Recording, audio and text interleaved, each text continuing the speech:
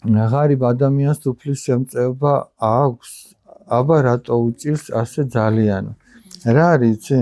ეს სიმდიდრეც, სიღარიბეც ეს ჯვარია ადამიანისთვის და განამ დიდარს არ უჭირს. დიდარსაც უჭირს. ღარიბს სხვა რაღაც უჭირს, დიდარს სხვა რაღაც. ყველა ადამიანს თავისი მოსათმენი აქვს ამ ცხოვრებაში. გესმით? ამას რაღაც თავისებური ჯვარი აქვს. იმას თავისებური ჯვარი აქვს. ჯანმრთელ ადამიანს თავისებური ჯვარი აქვს, რომ სხვაზე უნდა იზრუნოს. ავადმყოფ ადამიანს თავისებური ჯვარი აქვს, რომ უნდა მოითმინოს ეს ავადმყოფობა. არ არსებობს ადამიანი თავისი ცხოვრებისეული ჯვარი რო არ ქონდეს საზიდი. ყველამ რაღაც უნდა ატაროს და ჩვენ ვერ ვიტყვით, რომ აი იმას იოლი ცხოვრება აქვს.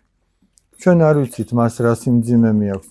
იცი რამდენი შემთხვევა ყოფილა, აი ადამიანი გარეგნულად კარგ ხასიათზეა, იღიმის, ყველა შენატრის, ნეტამეც ასე ვიყო და მერე მოსულა, გვისაუბრია, გული გადაუშლია და იცი რამდენი ტკივილი აღმომიჩენია იმის გულში? ყველას აქვს რაღაცა ისეთი ტვირთის ატარებელი. დიდარსაც, ღარიბსაც, ჯანმრთელსაც, ავადმყოფსაც, უყვარს.